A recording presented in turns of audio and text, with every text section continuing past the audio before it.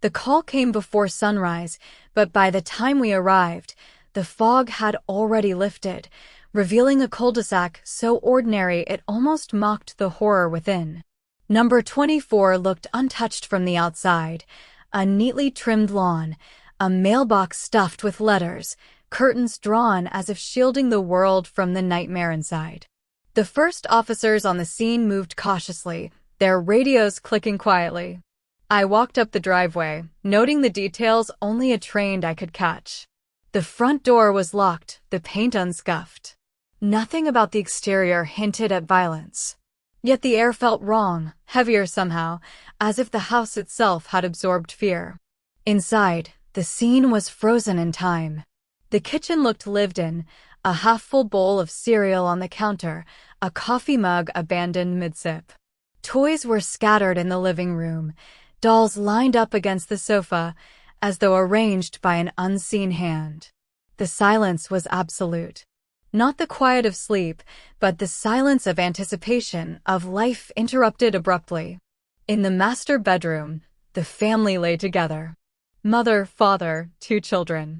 They weren't sprawled or disheveled, they were positioned neatly, almost ceremoniously. It wasn't haphazard, and it wasn't sloppy. Whoever did this had precision, and it wasn't personal anger. Rage leaves marks, leaves chaos. This left nothing but eerie order. As we documented the scene, officers started canvassing the neighborhood. Neighbors mentioned Michael Harrow, the stepfather, leaving the house around 7:30 p.m., returning near 11 p.m. One neighbor had noted the lights were all off by 10:15 p.m. Another mentioned the family dog had been unusually quiet that night. Every tiny detail painted a picture of normalcy, routine, and discipline, like nothing had happened at all. But routine, as we would learn, can be deadly. A search of the house revealed something that changed the entire direction of the investigation. Michael Harrow wasn't living a single life. Documents, calendars, and receipts pointed to another household across town. Same careful schedule. Same rigid routines. 2 kids, a wife, pets, mirrored details. Michael Harrow's life wasn't chaotic. It was systematic.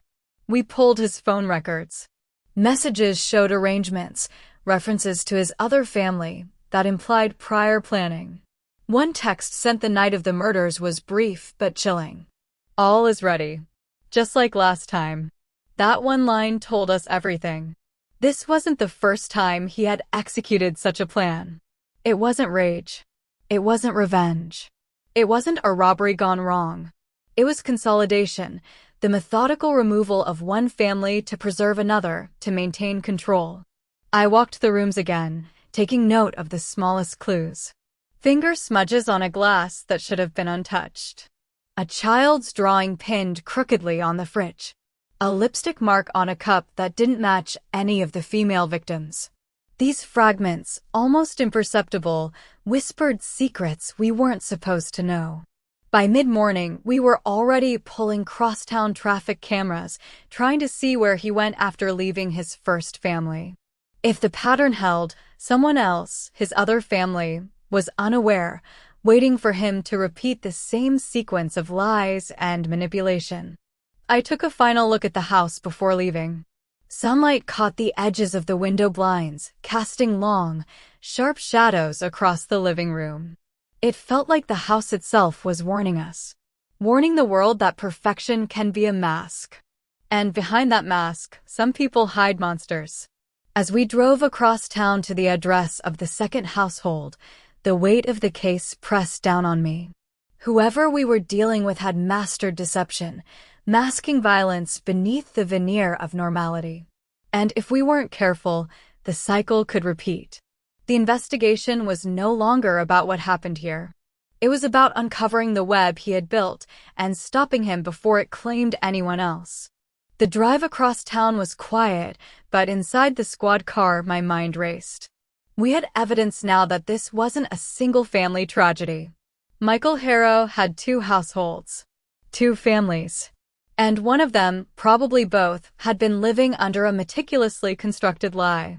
The second house looked, at first glance, exactly like the first. Neat, suburban, with manicured hedges and a mailbox that matched the rest of the street. The difference was subtle. Shadows behind the curtains, no morning movement, and a faint chill in the air that told me immediately something wasn't right here. We knocked. No answer. The door was locked, but a window on the side revealed the faint outline of someone moving inside. We called out again, this time louder. Still nothing. It wasn't until a neighbor mentioned seeing Michael leave the house late the previous night that we realized he probably wasn't home, and that the occupants might not even know the danger they were in. Forensics swept the perimeter. I noticed something almost invisible at first, faint scuff marks on the driveway, tire tracks that didn't match the family's car. Whoever had access here had entered recently, carefully, and left no fingerprints except those the victims themselves had already left behind. Inside, the house was quiet, eerily so. Toys were arranged like little soldiers on the living room floor. Dishes were stacked neatly in the sink. Beds were made to hotel perfection. It was the same pattern, the same obsessive order we had seen at the first house. But this wasn't a crime scene, yet. We started searching. Bedrooms first. No one here. Closets, cupboards, cabinets. Nothing out of place, nothing to suggest a struggle. But then we found it, a calendar pinned in the hallway. Dates crossed off, notes scribbled in the margins. Check-in with Michael, oil change 2 a.m., dinner B, 10 p.m. The handwriting was tight, meticulous, and unmistakably his. And then a discovery that froze me. On the back of a closet door, written in pencil, "If anyone finds this, he will come. Don't trust the routine.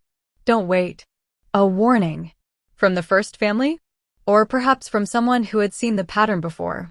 My gut told me the second family was in imminent danger. We called for backup, and as we waited, we pulled digital evidence from the house.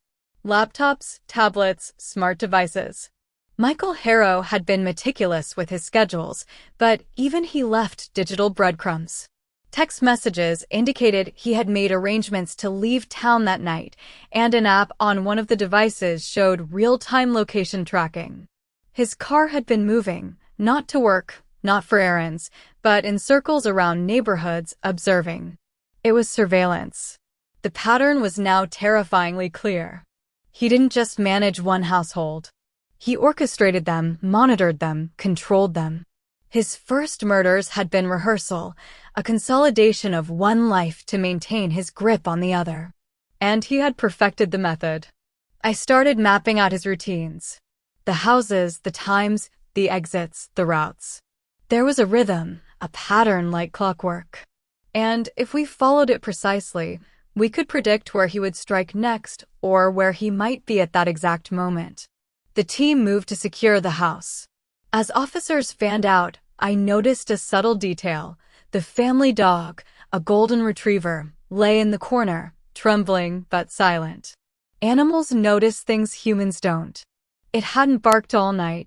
That told me someone had been inside recently. Someone with authority over fear. We swept the property completely. Behind the garage, a small storage shed appeared ordinary, but the door was slightly ajar. Inside, we found his tools, ropes, restraints, tape, cleaning supplies. The shed smelled faintly of bleach, the chemical tang lingering even hours later. It was prepared, ready, waiting. Then a noise. A soft creak from upstairs. We moved carefully, stair by stair. In the master bedroom, we found the mother and children huddled. Together, terrified, awake, whispering. Michael Harrow had not returned yet. The family's routine had been broken, their lives suspended, but they were alive. Relief was immediate, but so was dread. Whoever this man was, his precision was lethal. One wrong move, one unscheduled deviation from the pattern, and the second household could have become the first, just another crime scene in a cul-de-sac of perfection. Officers secured the family. I took photographs, noted details, and processed the scene. Every element mirrored the first house, the toys, the calendars, the kitchen, the bedrooms. The difference was life. And we now understood that life wasn't luck. It was the result of careful timing, investigation, and intervention. By evening, Michael Harrow was apprehended at a location consistent with his routines, a small motel on the outskirts of town, trying to slip away unnoticed. He didn't resist. No one was surprised. He had rehearsed this life so many times, but he hadn't accounted for the investigators who understood his pattern, who could anticipate his next move. In custody, he didn't speak much. His calmness was chilling. When asked why he did it, he said, almost matter-of-factly, "I was keeping things in order. One family, then the next. Routine. Rules. No chaos. Order. Routine. Rules." Words that could have been harmless if they hadn't carried the weight of murder. The second family, shaken but alive, would never see suburbia the same way. Every cul-de-sac, every perfect lawn, every neighbor waving politely across the fence became a potential illusion. We closed the case files that night, but in my mind, the patterns lingered. Michael Harrow's murders weren't rage. They weren't impulsive.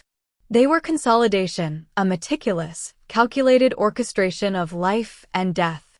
And in the silence of those suburban streets, I realized some monsters hide behind normality, behind schedules and calendars, behind the perfect routines of everyday life.